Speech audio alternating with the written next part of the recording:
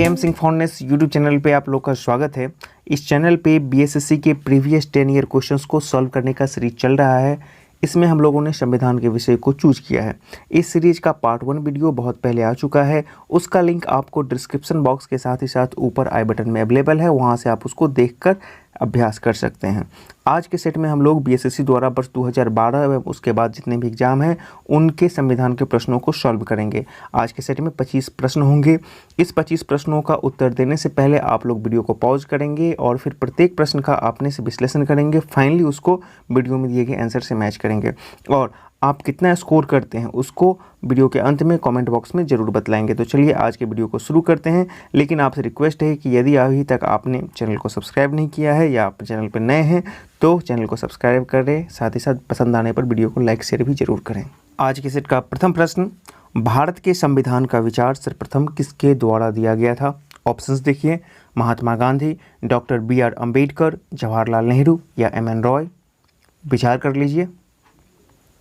इस प्रश्न का सही उत्तर हो जाएगा ऑप्शन डी, MN रॉय के द्वारा ही प्रथम बार संविधान बनाने का प्रस्ताव दिया गया था। ठीक है, अगले प्रश्न की तरफ बढ़ते हैं। प्रश्न संख्या 2 पूछ रहा है कि भारतीय संविधान के संदर्भ में निम्नलिखित में से कौन सा कथन सही है?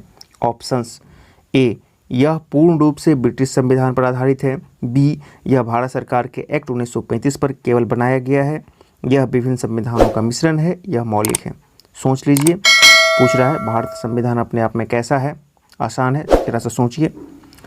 इस प्रश्न का सही हो जाएगा उत्तर सी, यह विभिन्न संविधानों का मिश्रण है। आपको पता है कि अधिकांश इसके 1935 के जो भारत शासन अधिनियम था उससे लिया गया है। यह ब्रिटिश संविधान से भी प्रेरित है, यह अमेरिका संविधान से भी प्रेरित है, मतलब विभिन्न देशों के संविधान का और स्रोतों का इसमें मिश्रण है। तो ऑप्शन इसका सी सही हो जाएगा।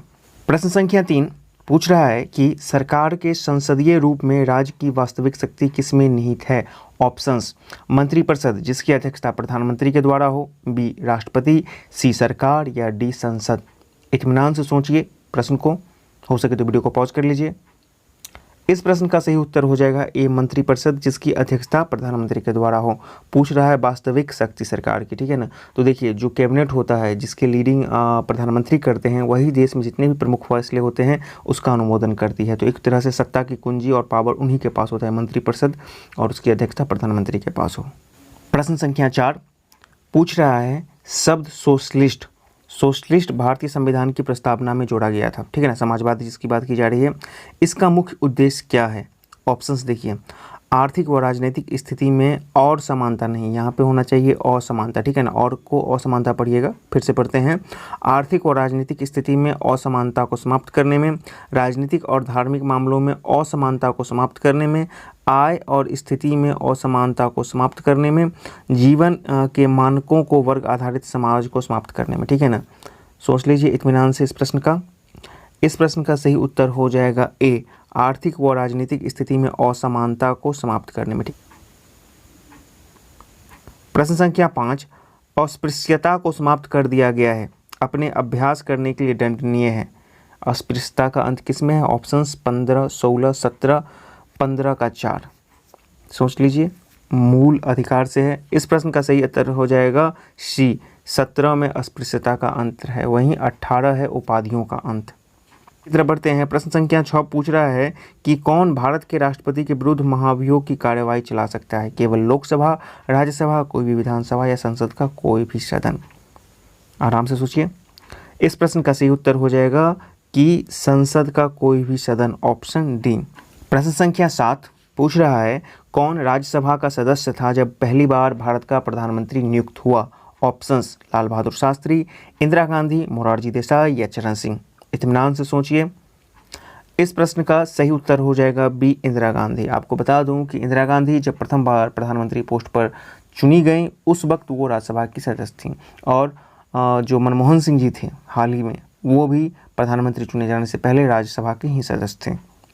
प्रश्न संख्या 8, भारत में राज्य के मुख्यमंत्री राष्ट्रपति चुनाव में मतदान के लिए पात्र नहीं है यदि, ऑप्शंस, वह स्वयं प्रत्याशी हो, उसे राज्य की विधानसभा में अपना बहुमत सिद्ध करना हो, उसे राज्य की विधान परिषद का सदस्य होना चाहिए, यदि वह कार्यवाहक मुख्यमंत्री हो।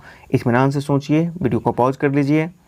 इस प्रश्न का सही उत्तर हो जाएगा सी, उसे राज्य की विधान परिषद का सदस्य होना चाहिए। देखिए, आपको पता होना चाहिए कि जो राष्ट्रपति के चुनाव होते हैं उनमें 3 विधान मंडल और जो संसद के सदस्य भाग लेते हैं। कौन कौन से? राज्यसभा, लोकसभा और विधानसभा जो लोअर हाउस होता है स्टेट्स में, ठीक है ना। जबकि जो विधान परिषद के सदस्य होते हैं वो राष्ट्रपति चुनाव में भाग नहीं लेते हैं, ठीक है।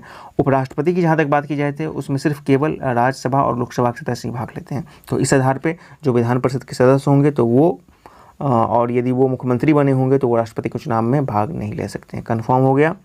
प्रश्न संख्या 10, सार्वजनिक खाता समिति का अध्यक्ष है कौन? ऑप्शंस: केंद्रीय मंत्रिमंडल द्वारा चयनित, लोकसभा अध्यक्ष द्वारा चयनित, राष्ट्रपति द्वारा नियुक्त या डी PAC के सदस्यों द्वारा चयनित। ऑप्शन सोच लीजिए इसका क्या होगा सही। इस प्रश्न का सही उत्तर हो जाएगा बी, लोकसभा अध्यक्ष द्वारा चयनित। देखिए, जो सार्वजनिक खाता समिति होता है उसके अध्यक्ष का चुनाव लोकसभा अध्यक्ष करती है, ठीक है ना। ऑप्शन बी इसका सही हो जाएगा। संख्या 11, उच्च न्यायालय के जजों न्यायाधीशों की संख्या कौन निर्धारित करता है? राज्य सरकार, राष्ट्रपति, राज्य का राज्यपाल या संसद? तो इसका सही उत्तर हो जाएगा ऑप्शन डी, संसद के पास ही ये शक्ति है कि वो उच्च न्यायालय में जजों की संख्या का निर्धारण करें। 12, राज्यपाल द्वारा जारी अध्यादेश अनुमोदित है किसके लिए? संसद, राष्ट्रपति, राज्य की विधायिका, कोई नहीं। राज्यपाल की बात की जा रही है तो इसका सही उत्तर हो जाएगा राज्य की विधायिका, ठीक है ना। इन्हीं के द्वारा वो अनुमोदित किया जाएगा। प्रश्न संख्या 13, निम्नलिखित में से कौन लोकपाल विधेयक के बारे में सच नहीं है? ऑप्शंस: लोकपाल सेट ऑफ संस्थागत मंत्रियों लिखित पर प्रतिबंध लगा सकता है, एक नियुक्त लोकपाल 5 वर्ष की एक अधिकतम अवधि के लिए पद धारण कर सकता है, लोकपाल शिकायतों के एक सरकारी नौकर के अतिरिक्त अन्य किसी नागरिक द्वारा किया जा सकता है, लोकपाल सुप्रीम कोर्ट के मुख्य न्यायाधीश द्वारा नियुक्त किया जाता है। इत्मीनान से सोचिए, लोकपाल विधेयक की बात की जा रही है। तो इस प्रश्न का सही उत्तर हो जाएगा डी, लोकपाल सुप्रीम कोर्ट के मुख्य न्यायाधीश द्वारा नियुक्त किया जाए। देखिए, ऊपर की सारी चीज़ें सही है कि वो खुद पर प्रतिबंध लगा सकता है, जितने उसके मंत्री हैं मंत्री समूह पर लगा सकता है। उनका काम ही होता है कि सरकारी भ्रष्टाचार का और सार्वजनिक के साथ साथ अब निजी भी भ्रष्टाचार जहाँ पर होगा वो उसको चेक कर सकती है।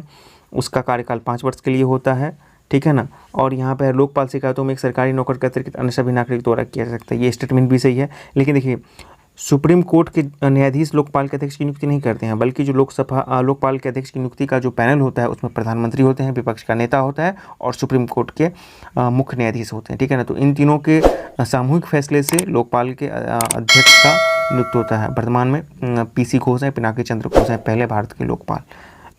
अब इसके बाद जो प्रश्न हैं वो लिए गए हैं बिहार कर्मचारी चयन आयोग प्रथम स्नातक स्तर की सचिवालय सहायक यानी कि CGL फर्स्ट के PT से लिया गया है, जो एग्ज़ाम हेल्ड हुआ था 27 जनवरी 2013 को। उसके संविधान के प्रश्नों को अब सिलेक्ट हम लोग किए हैं। तो देखते हैं। प्रश्न संख्या 14 पूछ रहा है कि पंडित नेहरू इस समय तक प्रधानमंत्री थे। ऑप्शंस 1984, 1964, 1974 और 1954। इसका सही उत्तर हो जाएगा बी, 1964। और इनके बाद लाल बहादुर शास्त्री बने थे प्रधानमंत्री। 15, भारत में संघ शासित प्रदेशों की संख्या कितनी है? वर्तमान की बात की जा रही है। ऑप्शंस 6, 7, 9 या 8। आराम से सोचिए। इस प्रश्न का सही उत्तर हो जाएगा डी, 8। देखिए, ऊपर आपको मैप भी शो कर रहा है कि भारत में वर्तमान में केंद्र शासित प्रदेशों की संख्या।